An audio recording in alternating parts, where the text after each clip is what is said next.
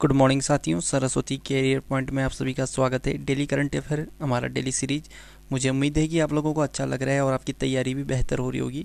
चलिए शुरू करते हैं आज का करंट अफेयर। उससे पहले चैनल को लाइक कीजिएगा और अपने दोस्तों को शेयर कीजिएगा ताकि उनका भी करंट अफेयर और स्टैटिक जी के संबंधी जानकारी बढ़े और आगामी एग्जाम में उनको सहयोग मिले। ठीक है, चलिए आज का प्रश्न लेते हैं। उत्तर प्रदेश के मडवाडीह रेलवे स्टेशन का नाम बदलकर क्या रखा गया है? तो ये बनारस रेलवे स्टेशन। ठीक, रेलवे बोर्ड ने मडवाडीह रेलवे स्टेशन का नाम बदलकर बनारस कर दिया है। टॉप 5 बदले हुए नाम देखते हैं तो मोहाली अंतर्राष्ट्रीय क्रिकेट स्टेडियम का नाम बदलकर बलबीर सिंह सीनियर अंतर्राष्ट्रीय हॉकी स्टेडियम रख दिया गया है। उत्तर प्रदेश के झांसी रानी रेलवे स्टेशन का नाम बदलकर रानी लक्ष्मीबाई कर दिया है। और भारी उद्योग और सार्वजनिक उद्यम मंत्रालय का नाम बदलकर भारी उद्योग मंत्रालय कर दिया है। गोरेवाड़ा चिड़ियाघर का नाम बदलकर बाल ठाकरे चिड़ियाघर नाम रख दिया है। ठीक है, और ये नागपुर में है। महाराष्ट्र के औरंगाबाद का नाम बदलकर अब संभाजी नगर कर दिया गया है। दुनिया के सबसे बड़े तैरते सौर पैनल फार्म का अनावरण कहाँ किया गया है? तो ये सिंगापुर में किया गया है।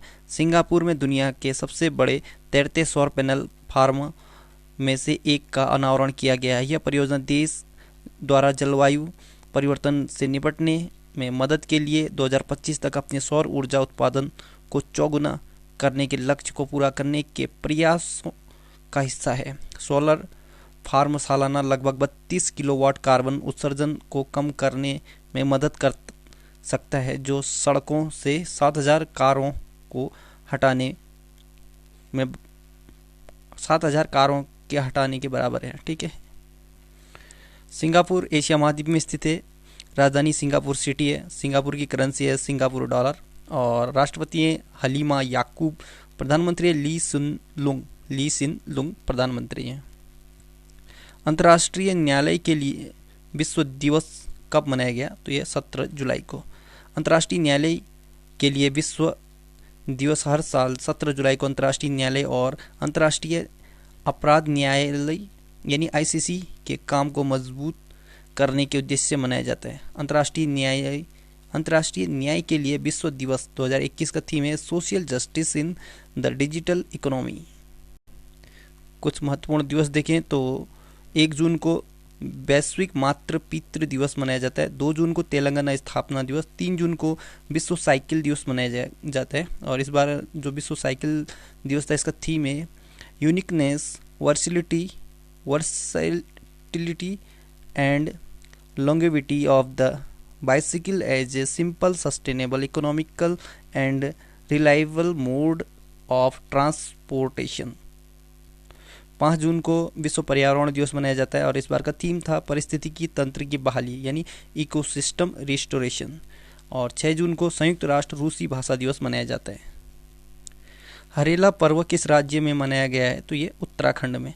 ठीक, हरेला उत्तराखंड के कुमाऊं क्षेत्र में मनाया जाने वाला पर्व है। यह पर्व श्रावण के महीने में बारिश के मौसम यानी मानसून की शुरुआत का प्रतीक है। हरेला पर्व उत्तराखंड के अतिरिक्त हिमाचल प्रदेश में भी हरियाली पर्व के रूप में मनाया जाता है। हरियाली, यह हरेला शब्द पर्यावरण के काफ़ी करीब है। ऐसे में इस दिन सांस्कृतिक आयोजन के साथ ही पौधरोपण भी किया जाता है। इसी दिन किसान अपने खेतों में बुआई का काम शुरू करते हैं। यह दिन किसानों के लिए शुभ माना जाता है।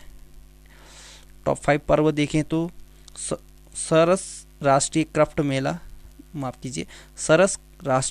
मेला 2021 का आयोजन राजस्थान के किस शहर में किया गया? तो ये जयपुर में किया गया। ठीक है, केला महोत्सव या बनाना फेस्टिवल ये उत्तर प्रदेश में किया गया। 19 मई 2021 को भारतीय हस्तशिल्प और उपहार मेला का कौन सा संस्करण मनाया गया? तो 51वां। ठीक, जगन्नाथ रथ यात्रा उत्सव 2021 का आयोजन ये पूरी उड़ीसा में किया गया। और आषाढ़ी बीज कच्छ नव पर्व, आषाढ़ी बीज या कच्छ नव वर्ष पर्व ये गुजरात में मनाया जाता है। ठीक है, देश के पहले ग्रेन ATM का उद्घाटन कहाँ किया गया? तो ये हरियाणा में किया गया। ठीक है, सरकारी राशन वितरण प्रणाली में होने वाली धांधली की शिकायत को दूर करने के लिए हरियाणा सरकार द्वारा गुरुग्राम में फर्रुख नगर में बैंक ATM की तर्ज पर एक ग्रेन ATM की शुरुआत की है। इस ग्रेन ATM का नाम अन्नपूर्ति रखा गया है। यह देश का पहला ऐसा ग्रेन ATM है जिससे राशन डिपो पर जाकर कोई भी कार्ड धारक अपने आधार कार्ड या राशन कार्ड की डिटेल दर्ज कर इस मशीन से डिपो पर मिलने वाला राशन प्राप्त कर सकता है। हरियाणा राजधानी चंडीगढ़ है। मनोहर लाल खट्टर मुख्यमंत्री हैं बीजेपी पार्टी से। बंडारू दत्तात्रेय हरियाणा के राज्यपाल हैं और रवि शंकर झा मुख्य न्यायाधीश हैं। हरियाणा के लोक नृत्य देखें तो फाग नृत्य, सांग नृत्य, छठी नृत्य, खोरिया नृत्य, धमाल नृत्य, डफ नृत्य, धूमर और झूमर नृत्य। ठीक है। 5 पड़ोसी राज्य हैं उत्तर प्रदेश, राजस्थान, पंजाब, हिमाचल प्रदेश और उत्तराखंड। ये उत्तराखंड जल सीमा से लगता है, वैसे नहीं लगता। ठीक है। 4 हैं वैसे, उत्तराखंड 5वां है जल सीमा लगा के। हरियाणा के लोकसभा 10, राज्यसभा 5 और विधानसभा 90 सीटें हैं।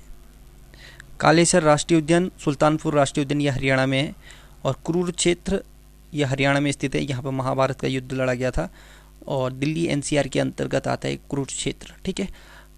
और हरियाणा के किस शहर को भारत का मिलीनियम शहर कहा जाता तो ये गुरुग्राम। इसका पहले नाम गुड़गांव था।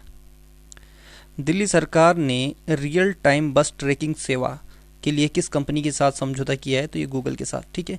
दिल्ली में अब गूगल पर दिल्ली की डीटीसी और क्लस्टर बसों की लोकेशन मिल सकेगी। उपयोगकर्ता को गूगल प्लेटफॉर्म पर बसों के वास्तविक समय में मार्ग, सभी बस स्टॉप, आगमन और प्रस्थान का समय प्रदर्शित होगा। अब यात्री गूगल मैप्स पर बसों की लोकेशन और रूट भी ट्रैक कर पाएंगे। गूगल ये अमेरिका की बहुराष्ट्रीय टेक्नोलॉजी कंपनी है। 4 सितंबर 1998 को स्थापना हुआ था। कैलिफोर्निया यूएसए में मुख्यालय है। सर्गेई ब्रिन और लैरी पेज संस्थापक हैं गूगल के। सुंदर पिचई सीईओ हैं और जो पोरट सीएफओ हैं। माफ़ कीजिए, थोड़ा सा यहाँ पर गड़बड़ हो गया।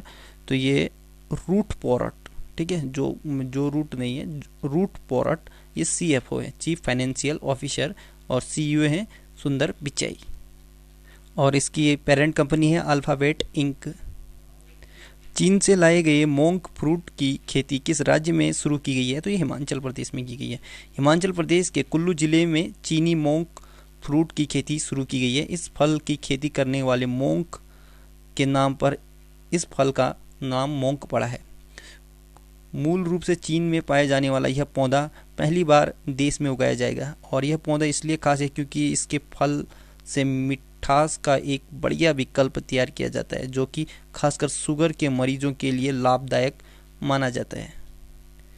किस राज्य की सरकार ने गर्भवती महिलाओं के लिए कोविड टीकाकरण अभियान मातृ कवचम को लॉन्च किया है तो ये केरल ने। ठीक है। कोविड-19 संक्रमण के खिलाफ राज्य के सभी गर्भवती महिलाओं का टीकाकरण करने हेतु केरल सरकार ने अभियान मातृ कवचम का हाल ही में जिला स्तर पर उद्घाटन किया है। गर्भवती महिलाओं के टीकाकरण हेतु विभिन्न सरकारी अस्पतालों में स्पॉट पंजीकरण किया जाएगा। गर्भवती महिलाएं गर्भावस्था के दौरान किसी भी समय कोविड वैक्सीन प्राप्त कर सकती हैं।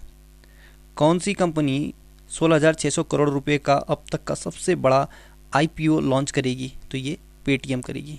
ठीक है। आईपीओ यानी इनिशियल पब्लिक ऑफर, माफ़ कीजिए, किसी शोर के चक्कर से जल्दीबाजी में थोड़ा सा टंग लड़खड़ा गया। इनिशियल पब्लिक ऑफरिंग है ये आईपीओ का फुल फॉर्म। ठीक है। देश की सबसे बड़ी digital payments provider company Paytm ने 16,600 करोड़ रुपए में आईपीओ के लिए मार्केट रेगुलेटर सेबी को आवेदन भेजा है। इसमें 8,300 करोड़ रुपए के ताज़ा शेयर होंगे जबकि ओएफएस के जरिए 8300 यानी 8,300 करोड़ रुपए के शेयरों की बिक्री की जाएगी। यह अब तक का सबसे बड़ा आईपीओ होगा। देश में अब तक का सबसे बड़ा आईपीओ कोल इंडिया लिमिटेड का था जो 2010 में कंपनी ने इसके जरिए 15,000 करोड़ रुपए से अधिक राशि जुटाई थी। भारत में शेयर मार्केट को सेबी रेगुलेट करते हैं। ठीक है। पेटीएम 2010 में स्थापना हुआ था। नोएडा उत्तर प्रदेश में मुख्यालय है। विजय शेखर शर्मा सीईओ हैं और यही संस्थापक भी हैं, Vijay Shekhar Sharma. Urdu poets and writers gems of Deccan ये पुस्तक लॉन्च हुई है। ये किसने लिखी है तो ये जेएस इफ्तेखार ने। ठीक है। जेएस इफ्तेखार। कुछ अन्य किताबों देखते हैं तो अन्य किताब में how India votes and what it means ये प्रदीप गुप्ता की किताब है।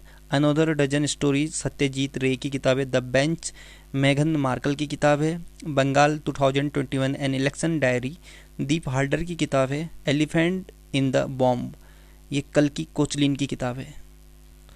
तो साथियों, आज का करंट अफेयर यहीं पे समाप्त होता है। कहीं पर थोड़ा सा बोलते समय मिस्टेक्स हुए होंगे तो वहाँ पर कोई माइंड नहीं करना, और आप उसको खुद भी पढ़ सकती हैं, ठीक है। चलिए जाते जाते एक खबर दें नेल्सन मंडेला के लिए।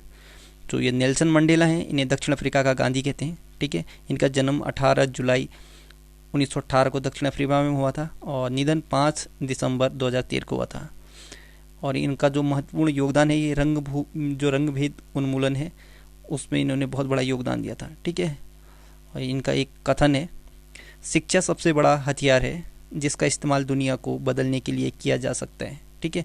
पुरस्कार देखें तो नोबेल शांति पुरस्कार 1993 में दिया गया, भारत रत्न 1990 में, ये एक विदेशी हैं जिनको भारत रत्न दिया गया है, ठीक है। और अंतर्राष्ट्रीय गांधी शांति पुरस्कार 2001 में दिया गया। और अंतर्राष्ट्रीय नेल्सन मंडेला दिवस 18 जुलाई को मनाया जाता है।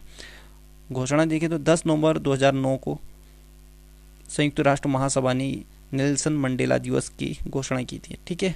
और इनका उद्देश्य देखें तो लोगों को विश्व में शांति और सौहार्द के लिए बदलाव लाने के लिए प्रेरित करना, ठीक। So good luck, have a nice day, आपका दिन शुभ हो, पढ़ते रहिए, मेहनत करते रहिए, सफलता जरूर मिलेगी।